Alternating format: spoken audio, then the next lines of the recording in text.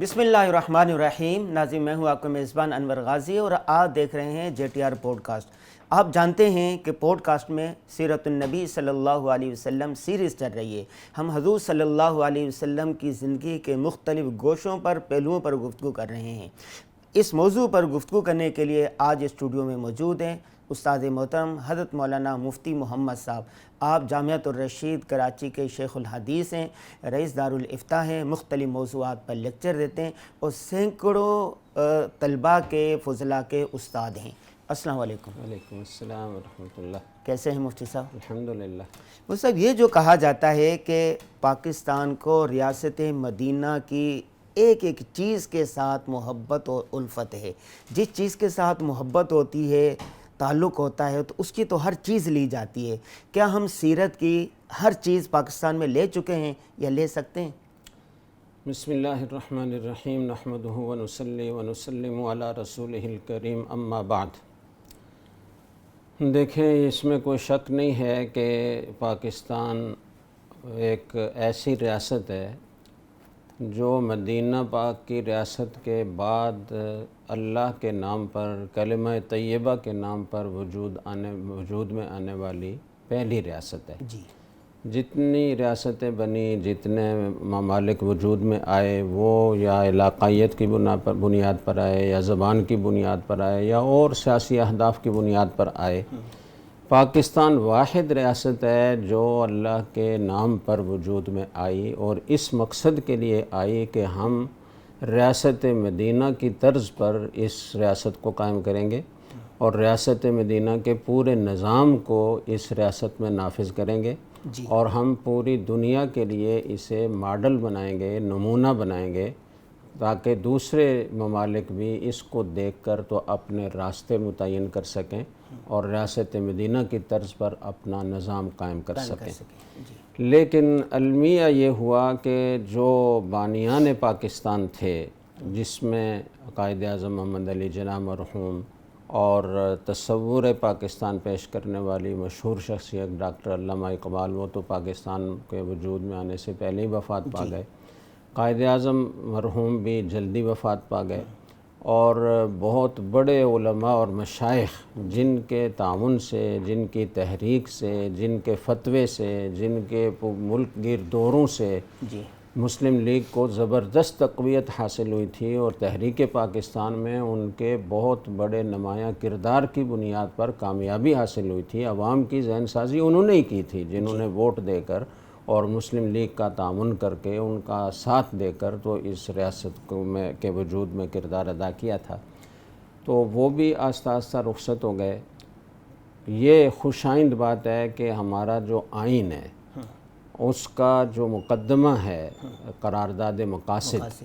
وہ ایسا بہترین ہے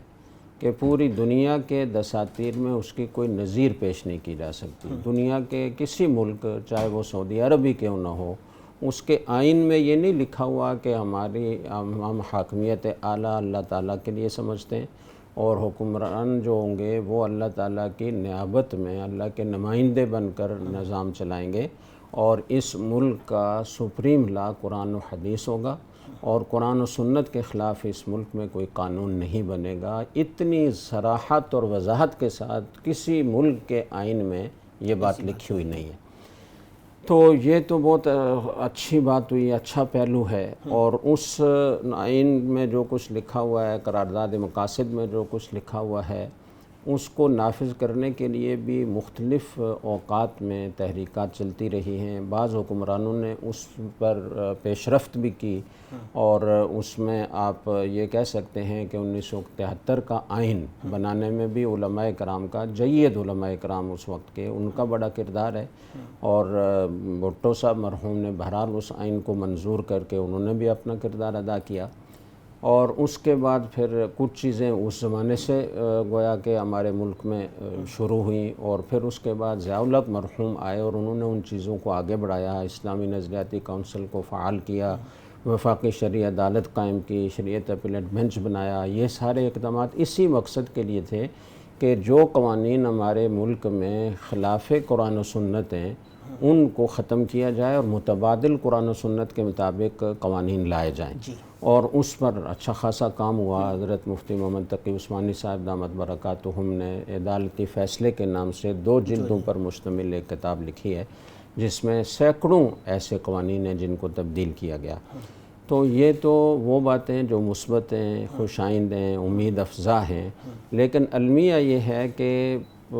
جو پہلی قیادت تھی اس کے فوت ہونے کے بعد جو حکمران وقتاً فوقتاً ہم پر مسلط ہوتے رہے ہیں، انہیں نظام اسلام کے نفاذ سے کوئی دلچسپی نہیں رہی،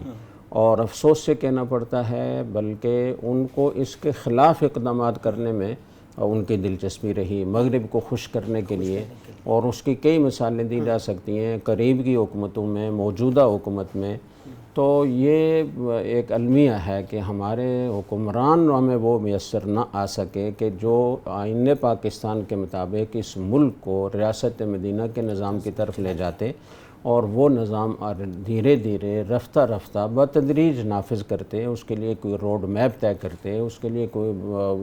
ٹیم تجویز کرتے، علماء کرام کی کوئی جماعت بناتے کہ آپ ہمیں رائے دیں، ہمیں مشورے دیں، اور ہمارے قوانین کا جائزہ لے کر اس کے متبادل قوانین بنا کر ہمیں دیں۔ ہمارا ہر شعبے سے متعلقہ جو نظام ہے اس کو اسلامی بنیادوں پر اس کا خاکہ تیار کر کے دیں۔ اور افسوس یہ ہے کہ علماء کرام نے بھی اس میں کوئی بہت سنجیدگی نہیں دکھائی، اور وہ دلچسپی نہیں لی، اور وہ کوشش اور جد و جہد نہیں کی صحیح خطوط پر جو ہونی چاہیے تھی۔ چنانچہ حضرت مولانا تقی عثمانی صاحب سے میں نے متعدد بار یہ سنا کہ جب وہ وفاقی شرعی عدالت میں تھے تو انہوں نے بار بار اپنے دینی حلقے کو متوجہ کیا کہ آج کل قانون تبدیل کرنا بہت آسان ہے، آپ ایک سادہ کاغذ پر درخواست لکھ کر دے دیں کہ فلاں قانون قرآن و سنت کے خلاف ہے، اسے تبدیل کیا جائے، وہ ہمارے پاس آئے گا، ہم اس کا جائزہ لیں گے، اور وہ قرآن و سنت کے خلاف ہوگا تو ہم اسے تبدیل کر کے قرآن و سنت کے مطابق بنائیں گے۔ لیکن 17 سال کا طویل عرصہ گزرا۔ مولانا تقی صاحب دامت برکاتہم کا فرمانا یہ ہے کہ دینی حلقے کی طرف سے،